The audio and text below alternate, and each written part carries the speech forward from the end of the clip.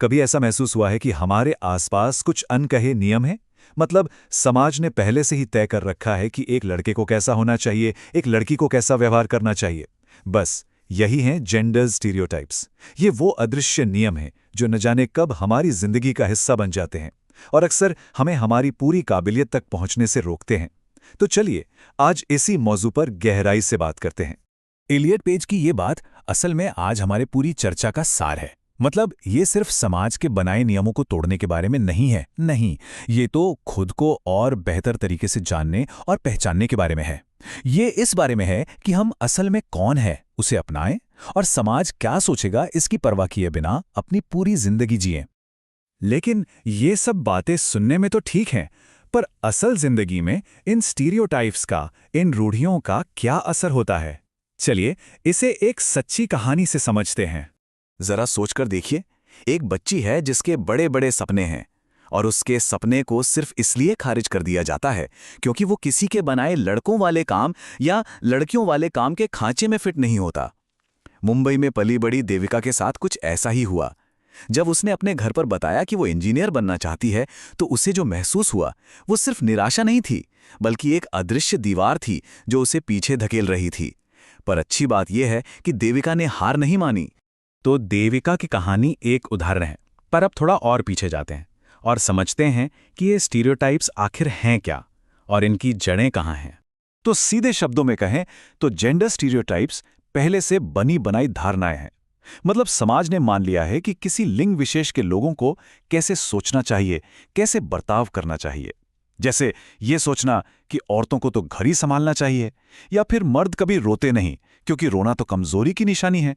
ये वो अनकहे नियम हैं जो हम सब पर एक बोझ की तरह हैं और समाज में इतने गहरे धसे हुए हैं कि हम कई बार इन पर सवाल तक नहीं उठाते। और पता है ये सब शुरू कहाँ से होता है? हमारे बचपन से, खिलौनों से। खिलौने सिर्फ खेलने की चीजें नहीं हैं, वे बहुत शक्तिशाली औजार हैं जो बचपन से ही हमें सामाजिक भूमिकाओं के लिए तैयार करते हैं। लड़कों के लिए कारें, एक्शन फिगर, बंदूकें जो उन्हें ताकत और मुकाबला करना सिखाती हैं। वहीं लड़कियों के लिए गुड़िया, किचन सेट जो उन्हें देखभाल करना और घर संभालना सिखाते हैं। ये सिर्फ खिलौने नहीं, ये तो आने वाले कल की भूमिकाओं के लिए एक तरह का ट्रेनिंग ग्राउंड है। और फिर आती है विज्ञापनों की दुनिया। विज्ञापनों में एक आदर्श पुरुष और एक आदर्श महिला की तस्वीर बनाई जाती है। मजबूत, कम बोलने वाला मर्द और खूबसूरत, सबकी देखभाल करने वाली औरत। और हमें यह बताया जाता है कि हम तभी खुश रह सकते हैं जब हम इन खांचों में फिट हों। जो दिखता है वही बिकता है कि फंडे पर चलकर ये विज्ञापन इन पारंपरिक भूमिकाओं को और भी ज्यादा पक्का कर देते हैं। तो ये तो हुई सोच की बात, पर इस सोच का हमारे समाज पर असल में क्या असर पड़ता है? चलिए अब कुछ आंकड़ों पर नजर डालते हैं जो इसकी पूरी तस्वीर साफ कर देंगे।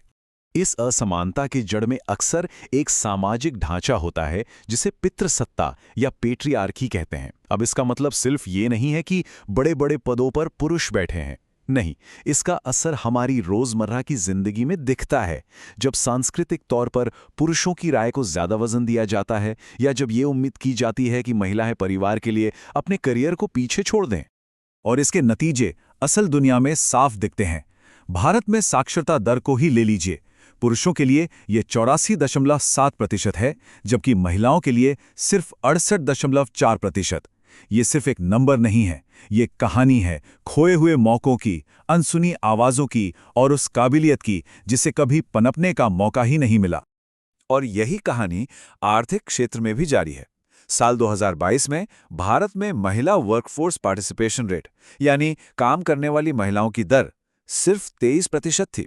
जरा सोचिए, जब देश की आधी आबादी अपनी आर्थिक क्षमता का पूरा इस्तेमाल ही ना कर पाए, तो कितना टैलेंट और कितनी इनोवेशन हम खो देते हैं।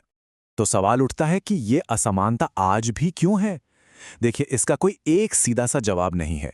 ये कई वजहों का एक जटिल जाल है जो एक दूसरे को और मजबूत करता है। पितृसत्तात्मक समाज, शिक्षा और जागरूकता की कमी, पुराने रीति रिवाज, ये सब मिलकर एक ऐसा चक्र बना देते हैं जिसे तोड़ना बहुत मुश्किल हो जाता है। पर इन मुश्किल आंकड़ों के बीच उम्मीद की किरण भी है। बहुत से लोग हैं जो इन बंधनों को तोड़ रहे हैं। चलिए कुछ ऐसे ही लोगों की बात करते हैं जिन्होंने समाज के बनाए नियमों को चुनौती दी। संजीव कपूर का नाम तो सबने सुना है। खाना पकाना, खासकर घरों में, हमेशा से औरतों का काम माना जाता रहा है। लेकिन संजीव कपूर ने इस काम को एक प्रोफेशन बनाया और इस धारणा को तोड़ दिया। उन्होंने साबित किया कि पैशन और टैलेंट का कोई जेंडर नहीं होता। और सिक्के का दूसरा पहलू देखिए, फ्लाइट लेफ्टिनेंट शिवांगी सिंह। वो एक ऐसे फील्ड में गईं जिसे पूरी तरह से पुरुषों का माना जाता था। उन्होंने सिर्फ एक फाइटर जेट उड़ाना ही नहीं सीखा, बल्कि उन हर छोटी बड़ी आवाज को भी चुप कराया जो कहती थीं, ये तुम्हारे बस का नहीं है। उनकी कहानी हमें याद दिलाती है कि आसमान की कोई हद नहीं होती, आपका जेंडर चाहे जो भी हो। तो इन कहानियों और आंकड़ों से हम क्या सीखते हैं? ये हमें वापस उसी एक जरूरी सवाल पर ले आता है कि हम असल में कौन हैं। तो सबसे जरूरी बात यह है, जेंडर स्टीरियोटाइप्स को तोड़ना किसी पुरुष या महिला के खिलाफ होना नहीं है। ये अपने लिए खड़े होना है। ये अपनी आज़ादी के बारे में है। ये इस बारे में है कि हम खुद को समाज के बनाए डिब्बों से बाहर निकालें और अपनी पहचान खुद बनाएं। तो जाते जाते बस एक सवाल, इसके लिए कोई बहुत बड़ा क्रांतिकारी कदम उठाने की जरूरत नहीं है।